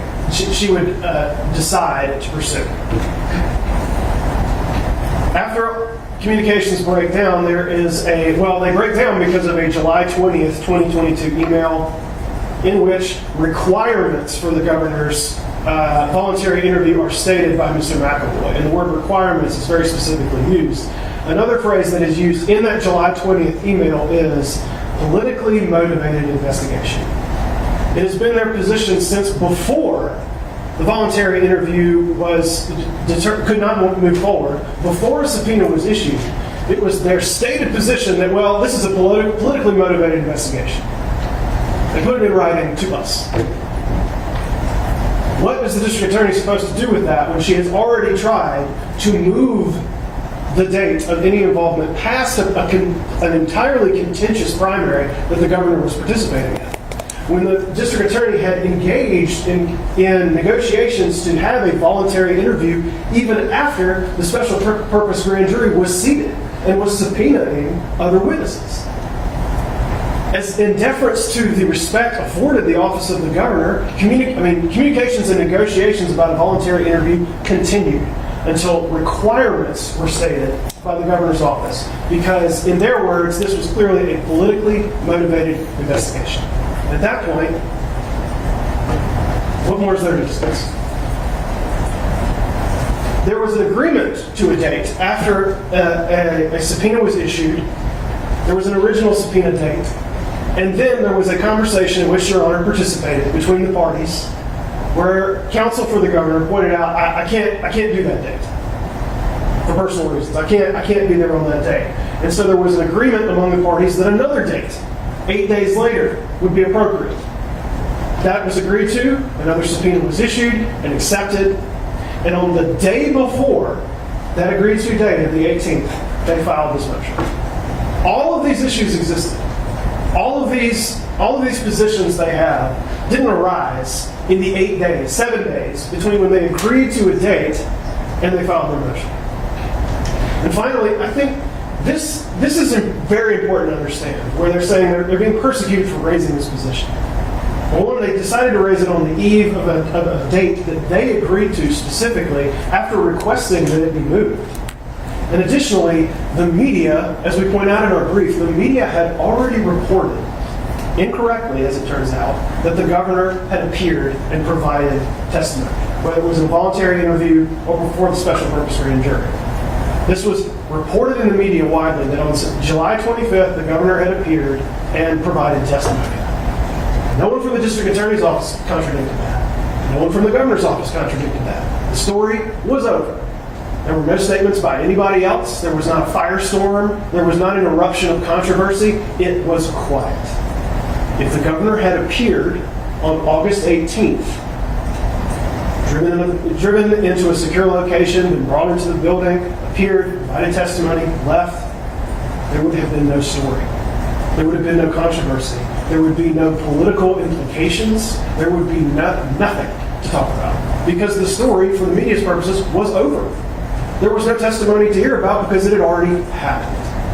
But instead, we waited until the day before the governor was supposed to appear, to the date that they agreed to, and then they filed this motion and made public statements about how they could not cooperate at this stage. So, to continually insist that this is a situation engineered by the district attorney's office to the intentional detriment of the governor, it's just not true. The facts before the judge make that clear, and to insist otherwise, well, Your Honor can make your own determinations about the validity of those arguments. That is the district attorney's position as to this. If just come in, we had talked about these issues even with you that day, there would have been no story because the story was already over. Instead, the governor's counsel created the story by not just choosing to file the motion, but choosing to file it in this way after getting the date that they requested. Thank you. You're welcome. Your Honor. So, I don't want to hear any more back and forth about who had what agreement about voluntary interview or not and dates. Okay. I'm now familiar with the timeline. Sure. And of course, none of this impacts sovereign immunity and jurisdiction, but it does go into, if that argument fails, how do we structure things going forward? And I feel very comfortable now that I understand not every aspect of the back and forth, but enough to make some informed decisions. So if there are other topics you want to cover, Mr. McAvoy, in connection with the motion you filed that brought us here in a public setting, I'm happy to hear other topics. Well, I just want to reiterate its impact. It's not intentionality, it's the political impact. And that no one's denied that there is significant political impact, and that's the concern. And certainly it would have been impactful had we gone in voluntarily on July 25th and given a statement in which we were not fully prepared and it was recorded. And one of the things we asked for was to enter into a non-disclosure agreement, so it wouldn't be, and they wouldn't do that, right? So then we bring in the governor to a voluntary interview that they put in a publicly available document so everybody would know about it. And if it didn't go well, and there was no 6E grand jury secrecy protect, what would have happened? I mean, we are damned if we do, damned if we don't. We come in, it's going to be politicized. We don't come in, it's going to be politicized. We invoke legal rights, it's politicized. And we are just in a difficult position, which underscores the difficult balance of conducting a high-profile political investigation in the middle of an election cycle. And Judge, if I might... You mightn't. It's okay. Yes, sir. Unless it's a different topic. If it's in response to what Mr. McAvoy said, I think that was a good resummation of what he already said. Good meaning accurate. I think it fit what he said before. Nothing new. So if you are going to address that same thing, we've covered that turf. But if there's another topic that you'd like to cover, by all means. Another topic, Judge, but it's dealing with the issue at hand, which is we propose that we treat this witness just as we treated other witnesses, which is the day Mr. McAvoy comes in with his client, the morning of, we share with him our buckets.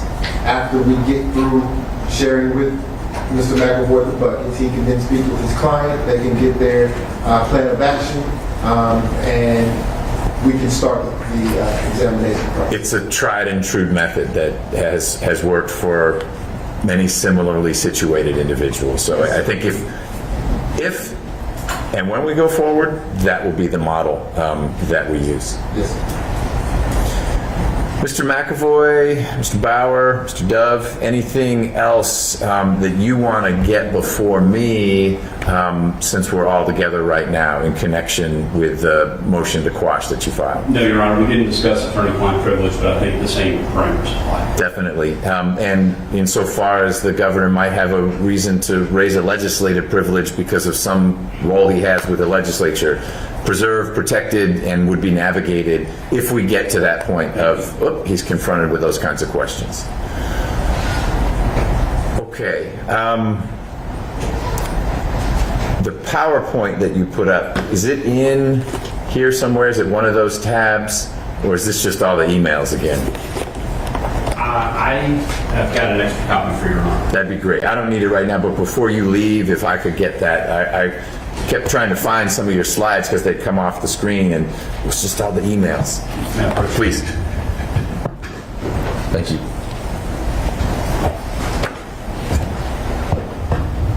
Mr. Wade, Mr. Wakeford, anything else from the district attorney's office at this time? Nothing else from the state police. Okay. So, as I see the sequencing, I need to work through the sovereign immunity issue that the lawyers for the governor have raised, that Mr. Bauer articulated here in court. If I agree with Mr. Bauer's arguments, then there is no jurisdiction that this court enjoys to enforce any subpoena, and then the two sides would need to discuss other ways in which to get information from the governor if that's how things would flow. It just wouldn't be anything I have any role in. It could include appearing before the special purpose grand jury, but that would be because everyone agreed to do that as opposed to anyone was compelled to do that. If I end up agreeing with the district attorney / state's position on sovereign immunity or lack thereof in this context, then we'll need to have discussions about how to move forward, and I will spend some time before we would have that discussion thinking through the concerns Mr. McAvoy raised about the political impact, not the motivation, but the impact of having not just a sitting governor, but a governor who is in the midst of a race for his office, whether that should occur, his appearance before or after the election is over. So I'll need to make both those decisions before we would regroup. And if the decision is favorable to the district attorney's office, I'll need to let everyone know my thoughts about the timing of an appearance, and then we could discuss procedural next steps. Is there anything, Mr. McAvoy, that you think I should be working through, or Mr. Bauer, that I should be working through in addition? I just want to make sure that it's on your radar that if you are inclined to deny the motion to quash on jurisdictional grounds, that issue should go up on a certificate. It is an interlocutory issue. It is a discretionary appeal, but if you look at Turner v. Giles, which is a 1994 Supreme Court case, 264 Georgia 812, that kind of immunity question, the Supreme Court has said, barring some exceptional circumstance mandating a different outcome, needs to go up on an interlocutory basis. So I'm hearing you say two different things. It's discretionary or not discretionary. Discretionary whether the Supreme Court would hear it, or it's discretionary as to whether I would issue the certificate of immediate review? Both. And I guess it's always at the top end whether they want to hear it or not. But regardless of I don't control what they do. I focused on what. So you're saying it's discretionary, except under Turner, it's not discretionary. Well, the Supreme Court says under our appellate statute, it's not an automatic right of appeal. It's not considered a collateral order that you get a direct appeal without a certificate from the trial court. But what Turner says to the trial courts is, you better issue a certificate. So take a look at that decision, Your Honor, please, because we will ask you in that circumstance to give us. Okay. Can you give me that site again, please? Yes, sir. Turner v. Giles, 264 Georgia 812. So it's a non-discretionary discretion. Could have said that. Yeah. No, the Supreme Court could say it better, apparently. Okay. I assume there would be appellate ramifications to whatever decision I make, but I'll read Turner and see what I need to do. All right. Anything more from the District Attorney's Office? Nothing. All right. Well, everyone, thank you for your time. Appreciate it. We are concluded here, and I'll be in touch. Thank you, Ron.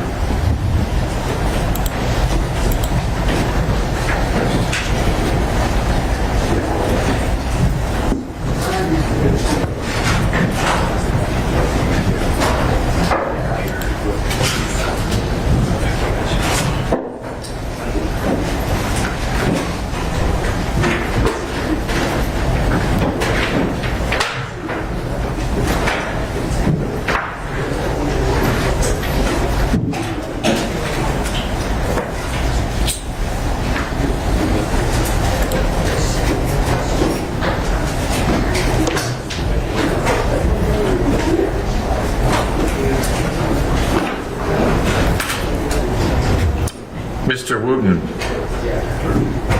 did he get out? Did all the DA's people already flee? That was fast. Okay.